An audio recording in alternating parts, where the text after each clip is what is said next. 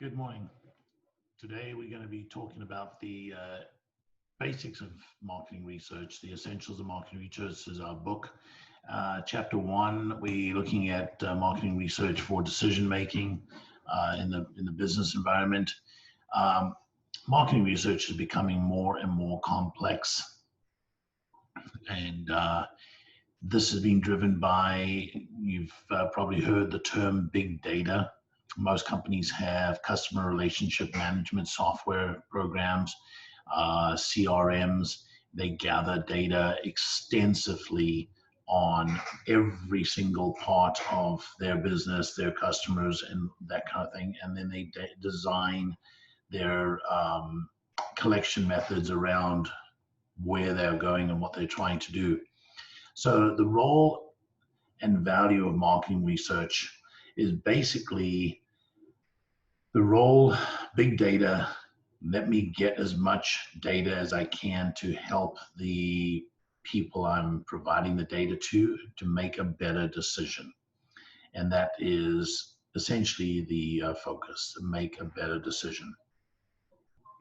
We use data research for branding, positioning our product, making sure that we are positioning it in a way that the market wants to see it, but also you can position products differently, and we'll discuss that in class in depth on the 4 Ps we'll discuss in class on Tuesday a little more in depth. The perception, for example, Panera is perceived as a high value and a high quality. The other end of the scale, you're looking at Domino's is perceived as moderately low quality, moderately low price, right around there with McDonald's. Burger King is perceived to be higher quality, not that much higher in cost than Burger King, than McDonald's. So you can see the different perceptions. Are those accurate?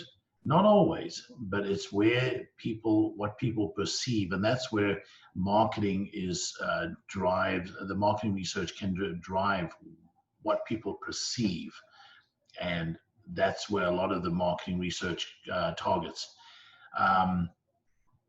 There's marketing about where you place, the marketing research about where you place something. You've heard the term location, location, location. Well, that's very, very true in marketing research, but you have to determine where the location is. And that's the hard part, trying to figure out exactly what you're doing, where, how you're going to market it, and those kind of things. Is it, you'll see some gas stations that do extremely well on the left-hand side of the road, and the one on the right-hand side of the road is struggling. Why? That all comes down to the traffic flow and those kind of things. But someone did research and said that the left-hand side was better than the right-hand side, and one gas station went there and one went on the other side to compete, and they had a problem. The promotions, how do you promote the product to the people, get it out there? That's what we're going to be covering with our client. So that's going to be one of the topics we'll discuss in more in depth in class.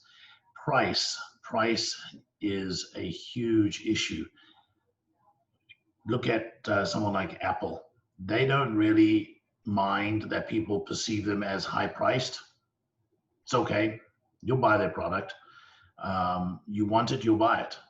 They can add another $100 to their product and people will still buy their phones, they'll buy their AirPods, they'll buy whatever.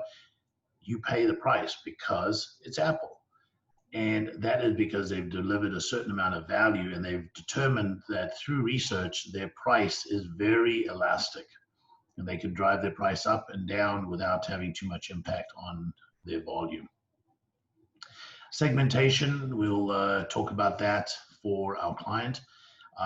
What segment is our client targeting? How do you determine that? The marketing research has grown significantly in the past. 1/3 of research now is done on post-sales. You bought a car. How do you like your car? Why do you like your car? Would you buy it again? Those kind of things. So post-sales satisfaction studies is 1/3 of what market research is about today. Retail-driven product scanning, that is where it is in the retail environment.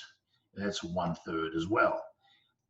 Long-term branding is part of it. International research is also part of it. Types of companies is internal companies. So McMurray has an internal marketing department that does research and tries to figure out exactly who our student is and those kind of things.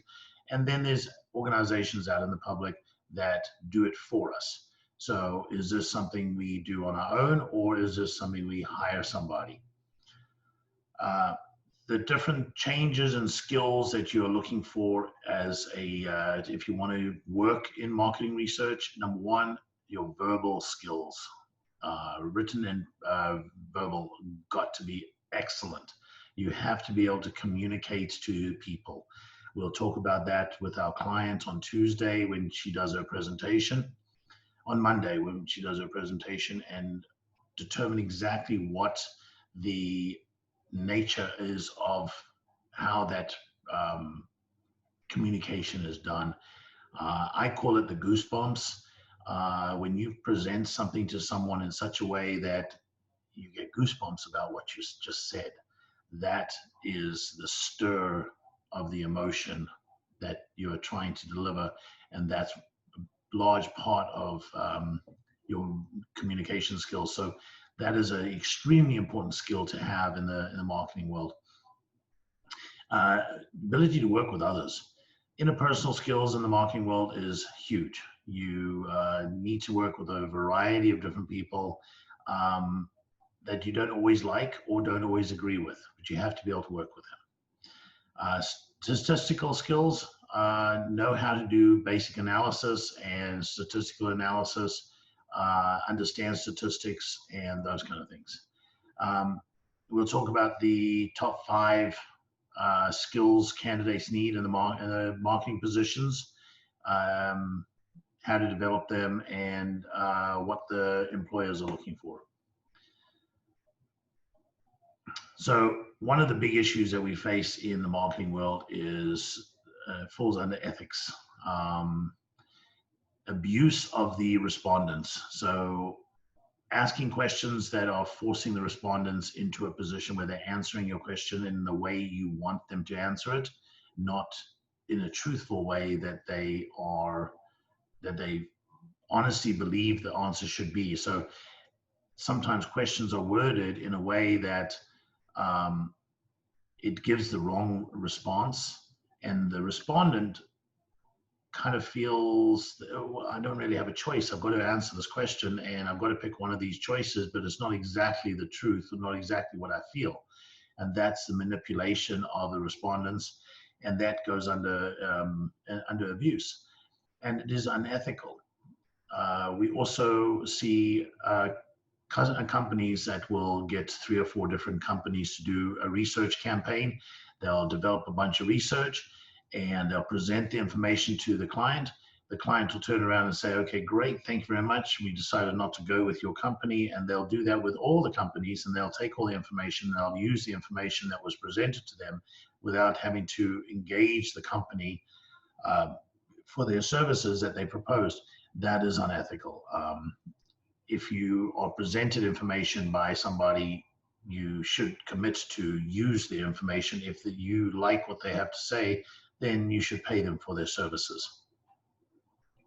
So we'll talk about the unethical activities and those kind of things with relate to the companies and with research.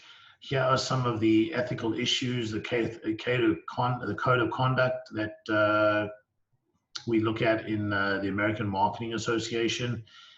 Ethical statements.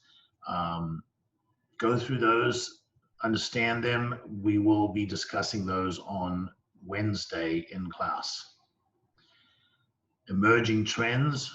Please review these 5 emerging trends, and those will be part of our discussion in class on Friday. All right, thank you very much. Look forward to seeing you guys on online on Monday, and then in person on Wednesday.